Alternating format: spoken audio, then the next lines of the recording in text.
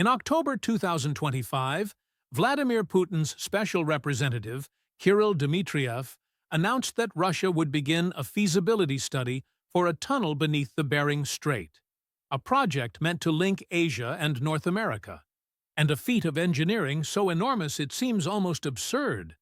But this isn't just about connecting continents.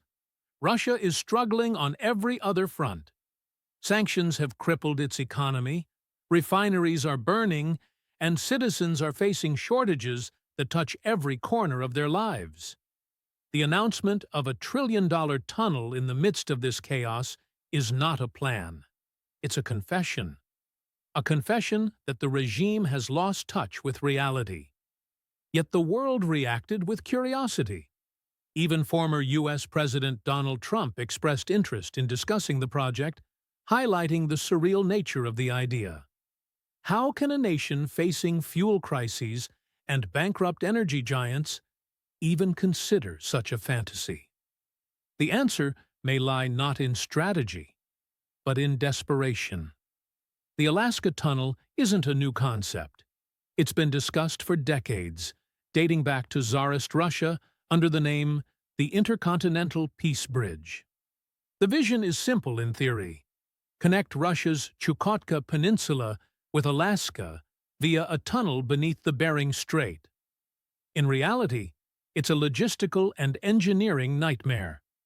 The narrowest point of the Bering Strait is roughly 88 kilometers, but a safe tunnel would likely require a longer route.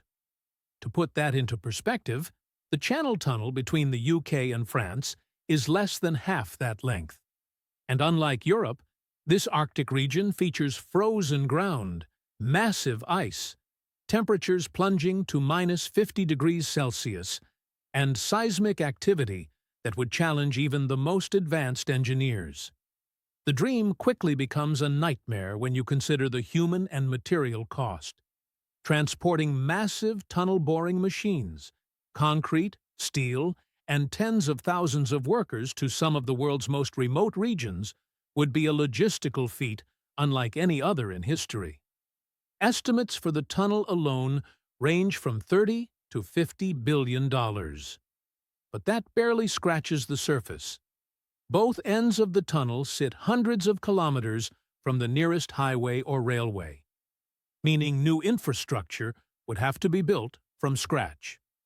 Connecting Chukotka to the Trans-Siberian Railway alone could add another $70 to $150 billion.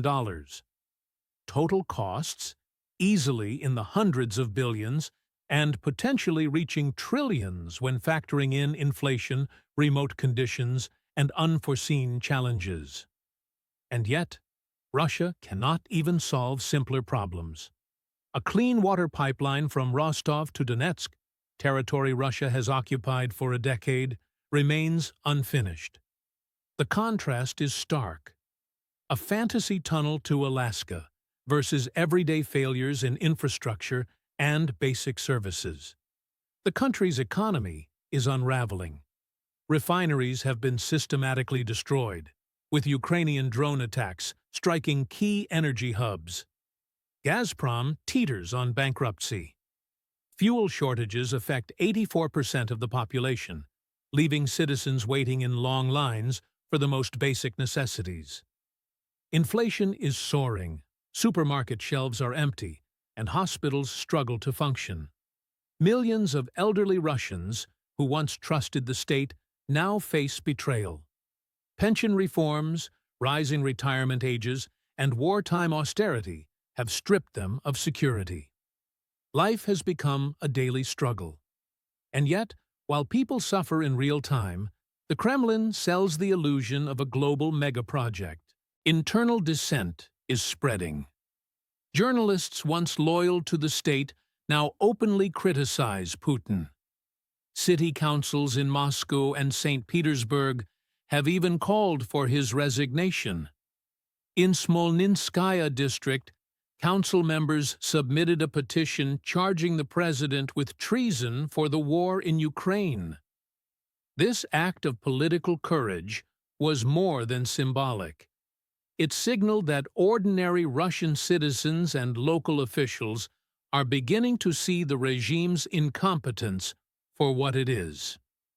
While the elite dream of tunnels to America, society fractures under the weight of war, economic collapse, and failed governance. Some analysts suggest the tunnel may not be intended for trade or engineering glory. Perhaps it's a personal escape plan for the Kremlin's elite, a lifeline to flee if Russia collapses entirely. History is full of parallels. Like Nero playing the lyre while Rome burned, leaders facing the end often retreat into delusion, imagining grandiose projects while reality crumbles around them. For Russia, this tunnel is not ambition, it's denial. Russia is entering slow-motion collapse. Ukraine's drone strikes have decimated refineries and gas plants, while infrastructure failures compound the suffering of ordinary people. Gasoline shortages, water crises, and empty hospitals highlight the nation's inability to sustain itself.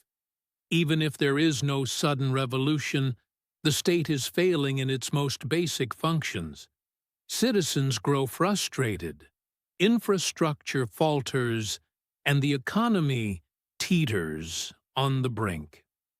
The Alaska Tunnel stands as a grotesque symbol of denial, a colossal distraction from reality.